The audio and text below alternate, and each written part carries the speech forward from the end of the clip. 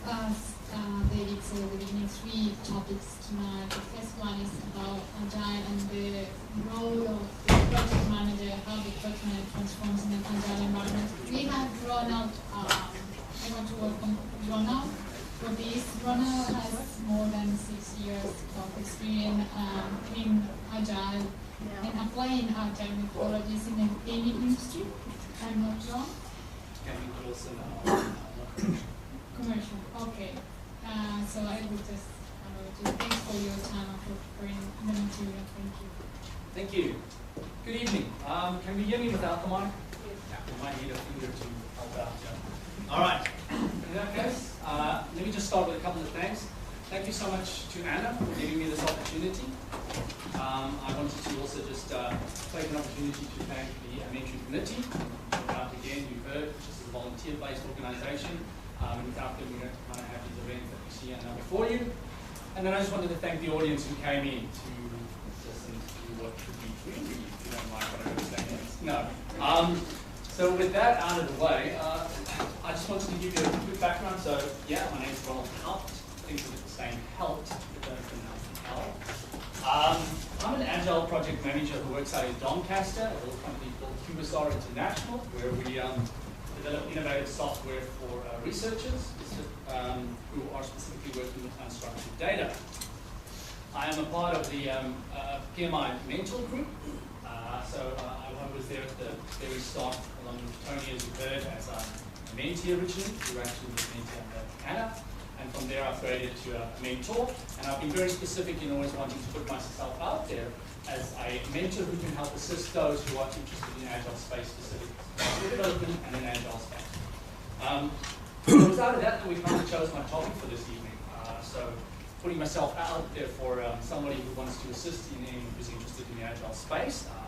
These people come to me, so aspiring PMs, straight through to PMs who find themselves into new roles, or this kind of thing, and maybe acquainted a bit with the whole Agile banner. They come over to me, and invariably, I get a very common question that gets asked, and that is, they may have looked at some of the source material, done some reading, they may have attended a classroom course, this kind of thing. But what I get a lot from the people that I have interacted with over the years is, where does the PM fit in all of this? It's a common question, a theme that comes through a lot. And I said, well, hang on. Based on my understanding, where does the PM fit? Now, before I go any further, I just want to ask for a show of hands on a couple of questions here to try and get an indication. It's by no means a scientific case study, but I just want to see how many in the audience have heard of Agile in any flavor. Say, yeah, unexpected. Great number of hands. Now, of those who put their hands up, how many feel they have a basic to good level of understanding? You've got to choose it for yourself. Okay. Those are just slightly less hands. Of those, how many have attended some certification course, that kind of thing, maybe Scrum Master, any of that kind of stuff? There's a few, less than before. And then ultimately, of those, how many feel they're actually working in an Agile space today? All right, great, so we've seen it. Now, like I said, no scientific case study here, but what I wanted to point out is I have seen that there's a lot of us that know and have heard and been exposed, but the carry-through ratio to who actually gets to work in an Agile space drops off sharply. If we were to plot this on any kind of graphs, and haven't graphs, we could probably get the next.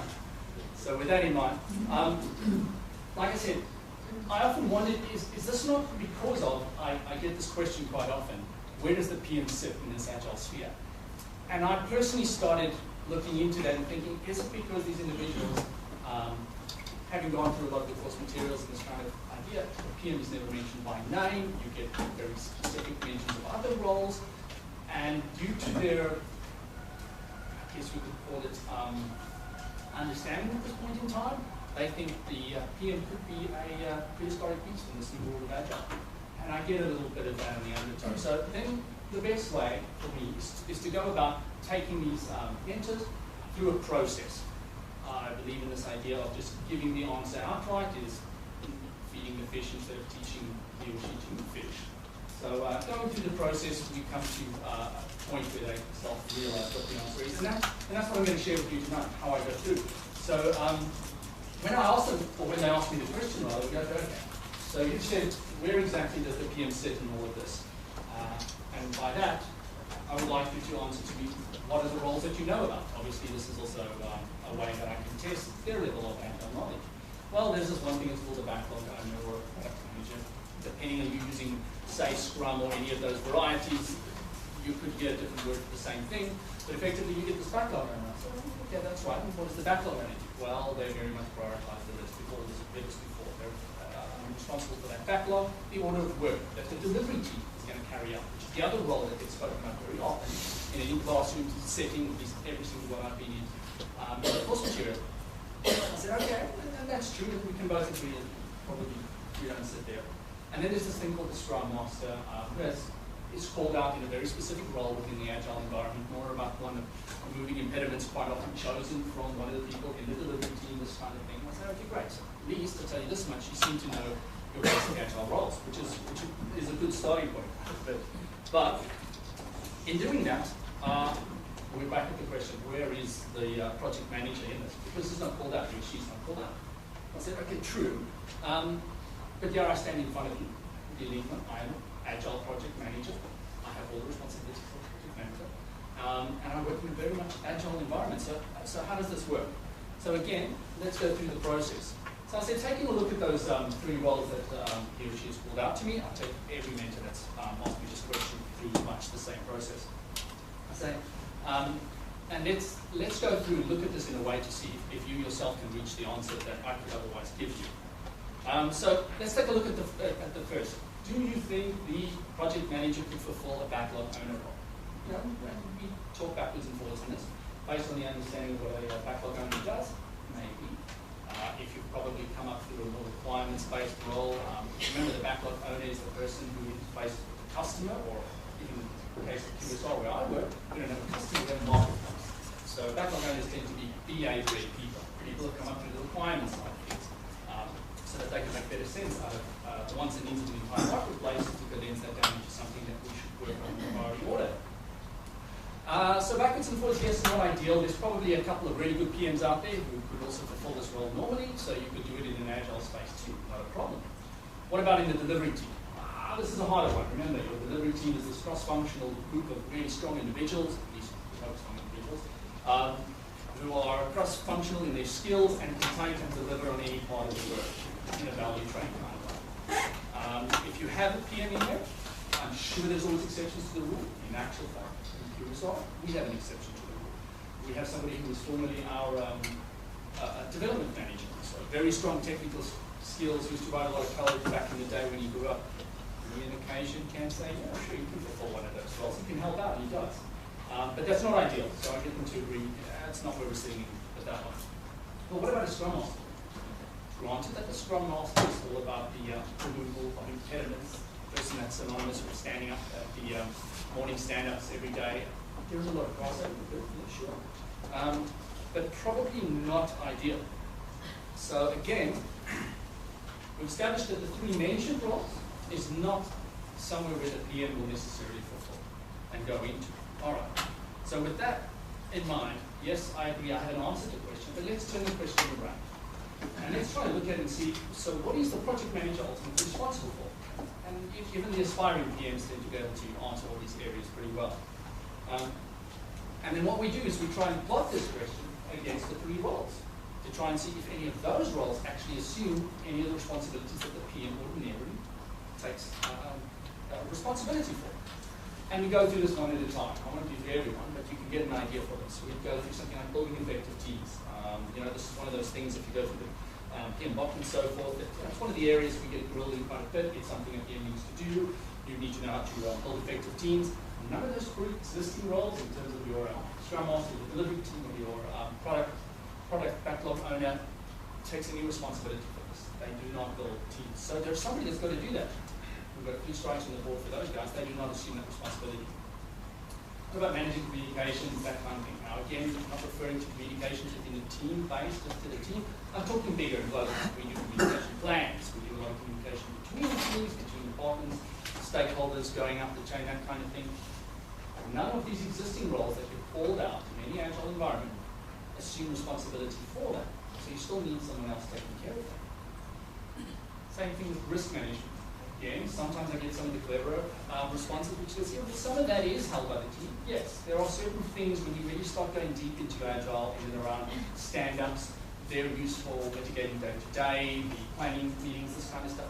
But I'm talking risk management from a more global side of things, right down to risk register, trying to proactively identify these risks up front, that kind of thing. Again, these are one of the things you'll remember pops up in the PM doc and the standard PM practice. This is something we do. This is something we're trying to do. So, but none of these roles assume any of this. So we eventually agree to strike those out. So we go through the lifeblood of most of our PM work in the reporting and governance side of things. Nothing on these three pre-described roles assumes that. Which may be a little bit of burnout charts that Scrum Masters sometimes take care of, or that, or maybe the team does themselves a little bit. That doesn't cover the entire reporting and governance side of things. So again, I struck out for all three of these. That's not what we do. I go forward, you can do the same with project budget. It's not going to happen. None of those teams deal with that at all. System portfolio planning, sometimes referred to in the older school as programs. I'm talking about that higher level. Somebody needs to assist to feed in, because you could have an organization, as two, who have multiple teams working on a big program of work effectively. Somebody needs to be able to report upstream and assist with a lot of that in terms of global planning. None of those roles do it. You can make a small argument again to say that maybe the backlog owner is somewhat in that. Again, we come to the terms where we agree it's a strikeout in all three of those predetermined roles. We add a catch-all button. You can go through the PM block and take a look at all those process areas that PMs are accountable for, and you can see that none of these existing three roles that so often get called out in all our materials when we read about it, whether it be the website, you go to Scrum Alliance, or you go and sit your course, or you do the PMI ICP, which is one of those that I also went through. These are the only three roles they speak about. Nothing else gets mentioned outside of these three roles, but it doesn't mean everything else happens. And then, one thing that I do add in there, which is generally you can find, obviously, unless you're working in an Agile space, is you need something referred to as an Agile servant leader. That is just effectively the overall role model. I feel this is 100% something that the PM should be doing. And like I said, it's a role model position, and somebody who champions the Agile principles with a team. You may have a new team who themselves are not really familiar with everything in and around Agile. You have a very established team. You're still going to be seen as a servant leader. So this is a very important thing. It doesn't fall under those pre-existing roles. So there's a say again? No, it doesn't mean lead of the servants. The first time I came across this, it was a while back. Servant leader should be not lead of the servant. There was a guy called Greg who came into the little chapter, and he was the first guy who used the term, and it kind of stuck with me. That idea of you lead through example, you lead person, you lead elements, that kind of stuff. Keeping the team focused on what the team does well, and trying to remove anything else that deters focus from the core of what they need to do and deliver. So then I asked the question to my mentee. So we've gone through, and I said, all right, now let's turn the question around. Let me ask you. So, in light of having gone through and established that PMs do not automatically fulfill any of the roles mentioned, called out within the subject matter of any Agile training that you might do, and we have established that all those other areas around every project that we've been working since day dot, since project management, the projects have been around, still need to be done, and somebody needs to do it. And it's not in the onus of those three roles. So with that, I think it dawns upon them, and they usually are able in most cases to answer it themselves, that you have these prescribed roles spoken about so often. But the project manager is still there and sits on top of that. So moving to an Agile environment, this is where I bring the whole thing right down. Moving your company, or even taking your teams for starters, we're going to start somewhere. You might not have the company buy-in and everything else that goes along with Agile. You will still be a project manager in the sense of the word, reporting and doing the things that you have always done. The difference is you will be challenged to do some measure of change. Likely your tools are going to change. Your processes are going to change a little bit from the way that you have. But these are things that ordinarily change around us in some form, one way or another anyway. So it's nothing different. It is nothing to be afraid of. We don't lose the need for a project manager. And quite honestly, if a project manager would feel, well, it's more beneficial for me to move into one of those other roles, totally fine. But what I pointed out to many of my mentees is you're not going to get somebody to hire a project manager in a role of a scrum master. That's just not going to happen. That's not a lateral move. And in the case of one specific mentee, I remember telling them, we're effectively a little guiding angel. And hopefully we're still in that capacity that I trust we were always in the first place. And that's how I've dealt with this question of where does the project manager fit within an agile environment. Hopefully I've served the mentees that have come around fairly well. Some faces are here tonight. Thank you for that quick little lesson, a little short and sweet. I open it up to any questions. I usually find there are a lot of questions in and around this field. So I have reserved some time for that, if anybody wants. Don't have to, but I mean, it's open. Okay. If you want to see me afterwards, my contact details are also up on the wall if you want to get to me at a later stage. Thank you very much for these few minutes. I hope you have learned something. And I see Anna standing next to me. I'm worried. Thank you very much. Thank you. Thank